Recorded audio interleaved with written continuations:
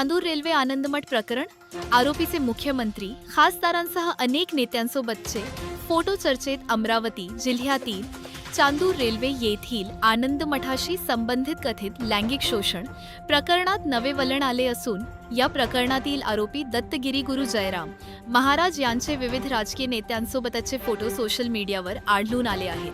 या छायाचित्रांमध्ये उत्तर प्रदेशचे मुख्यमंत्री योगी आदित्यनाथ, महाराष्ट्राचे मुख्यमंत्री देवेंद्र फडणवीस, खासदार अनिल बोडे तसेच भारतीय जनता पक्षाशी संबंधित अनेक नेते दिसत आहेत. दरम्यान पोलिसांत दाखल झालेल्या तक्रारीनुसार पीडित महिलेची 2014 मध्ये धार्मिक कार्यक्रमाच्या निमित्ताने आरोपीशी ओळख झाली.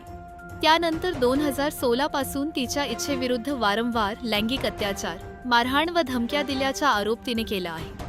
तक्रारीत लग्नानंतर पतीपासून घटस्फोट घेण्यासाठी दबाव टाकण्यात आला आणि मठात नेऊन अत्याचार करण्यात आल्याचाही आरोप करण्यात आला आहे. या तक्रारीच्या आधारे चांदूर रेल्वे पोलिसांनी आरोपी विरुद्ध पोक्सो कायद्यासह विविध गंभीर कलमांखाली गुन्हा दाखल केला आहे. यानंतर मंगळवारी सदर आरोपी महाराजाला अटक सुद्धा करण्यात आली. या प्रकरणात आता सोशल मीडियावरील छायाचित्रांमुळे चर्चेला अधिक उधाण आले आहे. विधानसभा निवडणुकीच्या प्रचारादरम्यान उत्तर प्रदेशचे मुख्यमंत्री योगी आदित्यनाथ यांच्या व्यासपीठावरील छायाचित्रांसह 2 वर्षांपूर्वी खासदार अनिल बोडे यांच्या वाढदिवसानिमित्त झालेल्या कार्यक्रमात मुख्यमंत्री देवेंद्र फडणवीस यांच्यासोबतचे फोटोही समोर आले आहेत. तसेच अमरावती जिल्ह्यातील काही लोकप्रतिनिधींसोबतचे फोटोही दिसून आहेत.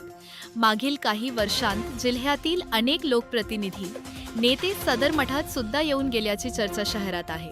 या फोटोमुळे मात्र शहरात विविध चर्चांना उधाण आले आहे. वर्षीय पीडित महिलेने चांदूर रेल्वे पोलीस स्टेशनला तक्रार दाखल केल्यावरून जयरामजी महाराज आनंदमठ यांच्याविरुद्ध चांदूर रेल्वे पोलीस स्टेशन अपराध क्रमांक 281/2026 कलम 64(2) FM 351(2) सहकलम 4(6) पोक्सो ॲक्ट प्रमाणे गुन्हा दाखल करण्यात आलेला आहे.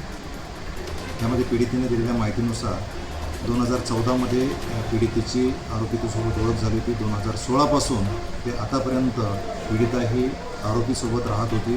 त्या दरम्यान त्याने तिच्यासोबत तिच्या इच्छेविरुद्ध शारीरिक संबंध प्रस्थापित करून तिचे शारीरिक शोषण केले असल्याची तक्रार नोंदवली.